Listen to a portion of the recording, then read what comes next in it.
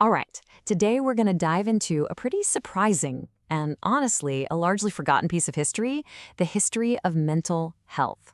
We're going to explore how some of the most cutting-edge ideas in therapy today were actually spelled out with incredible clarity well over 1,000 years ago. So let me just ask you, when you think of something like cognitive therapy or CBT, what pops into your head? Probably the 20th century, right? Western psychology, maybe names like Aaron Beck or Albert Ellis. It just feels modern, doesn't it? Well, today we're going to turn that whole idea on its head. Just look at this timeline for a second. It tells a wild story. Way over on the right, you've got the 1960s, what we think of as the birth of modern CBT. But now, look all the way to the left, to 850 CE. That's when a scholar named Abu Zayd al-Balkhi was born. And get this, he was already writing about the core ideas of cognitive therapy. That huge gap in the middle, that's over 1,000 years of forgotten knowledge. And that's the mystery we're unpacking today.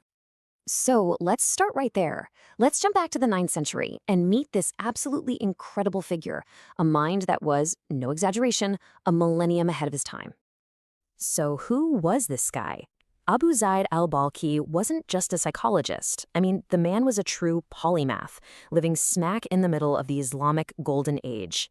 He was a master physician, a geographer, a mathematician, you name it.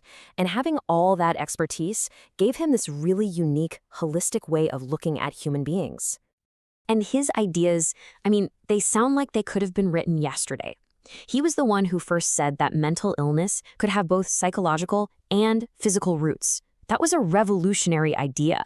He was also the first to separate what we would now call neurosis and psychosis. And he even classified neurotic disorders in a way that looks eerily similar to how we do it today. But, to really get al-Balkhi's genius, we have to understand his most central idea, this integrated view of humanity, where the soul and the psyche are absolutely 100% inseparable. And the key term here is nafs. In Arabic, it means the psyche, the self, the soul. For al-Balkhi, this wasn't some fuzzy, abstract concept. The nafs was a real, tangible part of a person, and its health was completely tied to the health of the body. In our time, when mental health is so often medicalized, it really makes you ask, what do we lose when we forget scholars who saw the nafs as both psychological and spiritual? And here it is in his own words. He wrote that you can't be healthy without the ishtibak, the interweaving of soul and body. Just think about that. He said if your body gets sick, your soul loses its ability to enjoy life. And if your soul gets sick, your body can't find any joy and might even develop a physical illness. It's just this incredibly powerful, integrated vision of what it means to be well. So this worldview wasn't just some nice theory. No, it led directly to therapeutic techniques that are going to sound astonishingly familiar to us today. Just look at this table.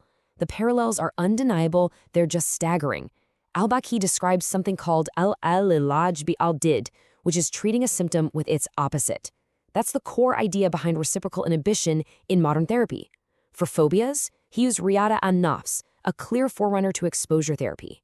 He even talked about using internal methods like changing your thoughts to fight depression, the entire foundation of cognitive and behavioral therapy. It was already there, in the 9th century. So, if this ancient framework already has the core elements of modern therapy, what else is there? What does it offer that a purely secular approach might be missing? Well, this is where we need to talk about a concept called Muraqabah. Now, you could translate Muraqabah as mindfulness, but honestly, that doesn't quite do it justice. It's more like a form of metacognition. It's an awareness of your own awareness. It's the state of constant spiritual vigilance, of watching over your own heart and soul. And yeah, that sounds a lot like self-monitoring in CBT, but the ultimate goal is completely different. And here is that crucial difference. Secular mindfulness, a lot of the time, is about reducing stress, right? Being in the present moment. And that's great. But with Muraqabah, the purpose, the why, is different. The focus is on observing your soul for the sake of God, aiming for something called Ihsan, or spiritual excellence. It answers that question of what this framework offers that CBT might miss, a profound sense of purpose. And this foundational teaching from the Prophet Muhammad is what gives Muraqabah its spiritual weight. The whole practice is built on this consciousness that even if you can't see God, God always sees you. And that idea transforms self-awareness from just a tool you use to feel better into a continuous state of being, something you live with purpose and accountability. Okay, so how do people apply these ancient concepts today? Let's look at two practices, Quranic recitation and journaling, and some of the modern research that's actually starting to back up their benefits. So, Quranic recitation is this deeply rhythmic, embodied practice. It is not like passively listening to a mindfulness app on your phone. It's an active engagement of your body, your voice, and your mind. For centuries, people have known it to have a powerful effect on the soul. But now we actually have data that's starting to show its impact on the brain. And a recent study is pretty compelling. It found that students who regularly engage with the Quran reported significantly higher emotional well-being. You can see the difference in the scores right there on the chart. It's a clear, measurable impact that really validates that traditional understanding of the text as a source of healing. And it's not just about feelings. The same research connects recitation to a whole list of cognitive boosts. We're talking enhanced concentration, less mental exhaustion, even better decision-making and memory.